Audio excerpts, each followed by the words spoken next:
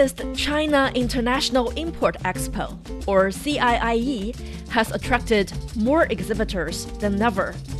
Among them, an increasing contingent from Africa is capturing the world's attention. From agricultural produce and essential oils to investment opportunities and tourism destinations, the CIIE has become a window into the diverse and dynamic tastes of Africa. Welcome to China-Africa Talk. I'm Gao Junya. For one nation in particular, the CIIE has been the gateway to success. Rwanda has participated in the event since its inception in 2018, leveraging the platform to bring its exceptional coffee, chilies, and handicrafts into countless Chinese households. But it is more than the expansion of its exports into the massive Chinese consumer market. Rwanda is also using the opportunity to attract Chinese investment, forging a partnership that fuels mutual growth. For more on Rwanda's participation at the CIIE, Zhu Tianlu has caught up with Rwandan Ambassador to China, James Kimonyo. How do you see the role of the CIIE in promoting trade and economic cooperation between Rwanda and China? This is a very important platform or an opportunity for the whole world, regardless of their economic status, to showcase their products. And so we look at this exhibition or expo as Rwanda as a great opportunity for our traders to come and showcase various products like coffee, tea, honey, handicrafts, and so on. And of course, this is supported by a very attractive and positive policy framework put in place by the government of China to support African countries to increase their exports by putting in place zero tariff policy for the products to come in without paying taxes, which then increases the chance for the products to be competitive in the Chinese market. So this has really supported growth in our exports.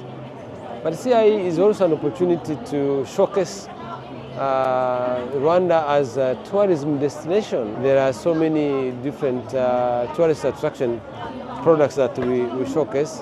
It is also an opportunity for us to engage with Chinese investors to promote foreign direct investment. So this has been really a great opportunity for us. China has granted zero tariff treatment to all African countries with diplomatic relations. How do you view this policy and what specific opportunities does it bring for Rwanda? It's a very important policy. It's a demonstration of the Chinese government or China's interest in ensuring or achieving what consistently the Chinese government and President Xi himself has been calling for collective growth, making sure that nobody is left behind. The essence of a global development initiative is to make sure that we collectively move in the direction of growth and prosperity. It is difficult maybe to move at the same pace because of the level of development, but it is very important to ensure that we create conditions for global multilateral trading system that will support countries that are struggling to achieve transformation for the shared future for mankind, as China has consistently been saying. So, when China says collective development, collective growth, it's not rhetoric, it's not political, it's real. And the CIIE is a testament to that important policy that China has really put in place. Well, China is entering the next stage of its modernization journey. What kind of cooperation would you like to see between China and Rwanda in the next 5 years? So yes, we have been working very hard in many other sectors, health, education, trade, investment, infrastructure, very, very important. But I think you have to listen carefully on, to what China is saying in terms of the future perspectives. especially the high quality development. What does it mean? You have to dig deeper to understand what it means. What it means is that, yes, China has developed very fast. The sheer speed, the scale of growth is unparalleled. But there are certain things that have to be fixed to make sure that this is sustainable for the future generations. And so there are policies and programs that are being implemented in this 5-year plan to make sure that China achieves the high quality development. And so for us as Rwanda and African countries, I have had many ambassadors, colleagues saying we need to work with China as we develop our countries. How do we make sure that we don't repeat the mistakes of the past?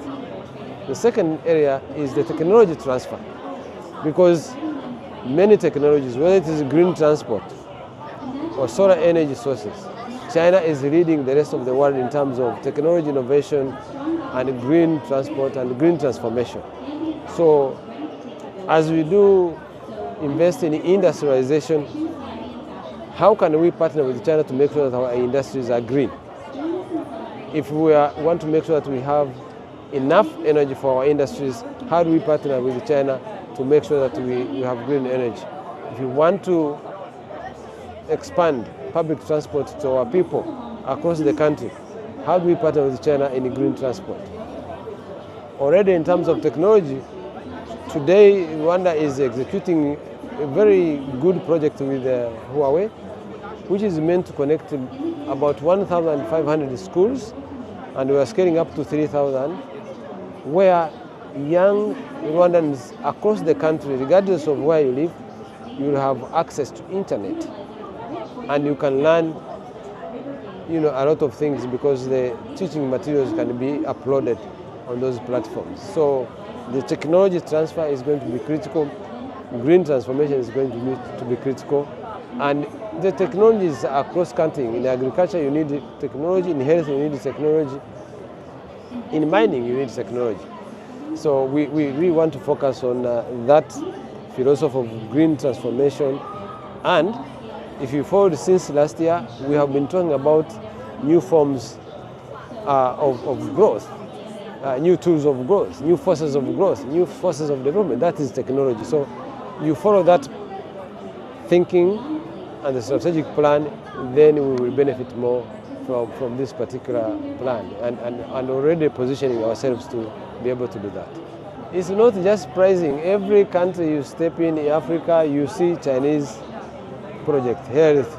This is very important because every year we register growth in our exports because we get more buyers. When you get more buyers, people invest more in production. Increasing production creates jobs. So for us, this is a very important platform.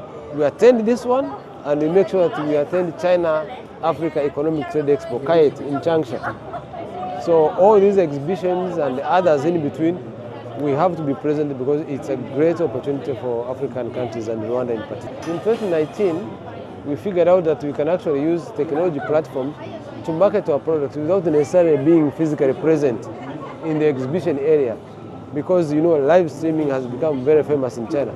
So I have done several live streaming, and because of that we have been able to sell. Last year, CIIE's 7th edition, here in our, whatever it was, our pavilion, I was able to sell in 5 minutes 16,000 packets of coffee just by clicking, because I was doing live. So I encourage my people, produce more. I'm your salesperson here. President Xi Jinping recently introduced a global governance initiative. So in your view, what kind of global governance does the world need most today? And how can countries work together to achieve both shared governance and shared development? You see, I have listened very carefully about the essence, because initially we had the 3 initiatives, and then global governance initiative came later. And this is put in place against the backdrop of the crumbling multilateral system. So we cannot do it alone. Not a single country is going to be viable alone. Even if it was a big country with a strong economy, we are interdependent. So for us to be able to achieve collective growth, we need to work together and address common challenges.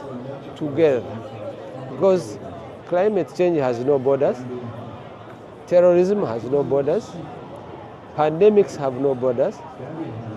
So for us to be able to face these challenges through collective efforts, we need to create governance systems that bring together everybody at the table of negotiation.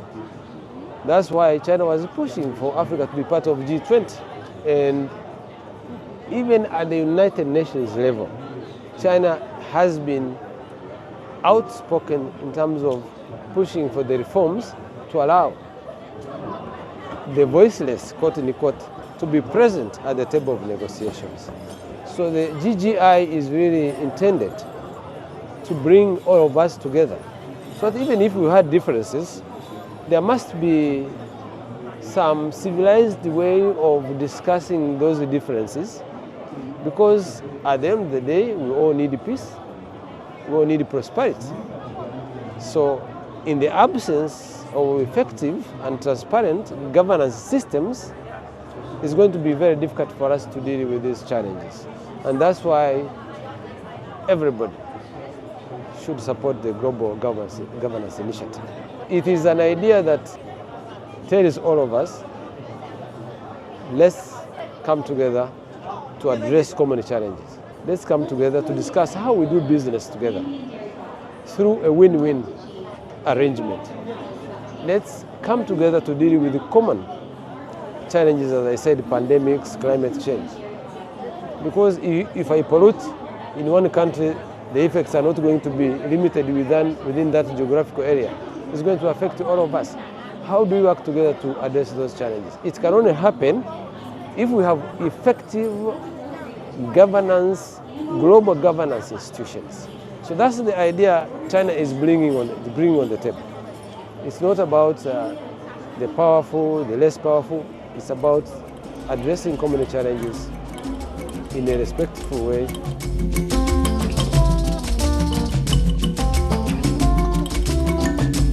Through platforms like the CIIE, China's vast market and commitment to high standard opening up are creating unprecedented opportunities. As Ambassador Kimonyo highlights, this partnership continues to foster prosperity for Rwanda and China, setting a powerful example of collective growth. And that brings us to the end of this episode of China Africa Talk. I'm Gao Junya. Thank you for listening. Bye for now.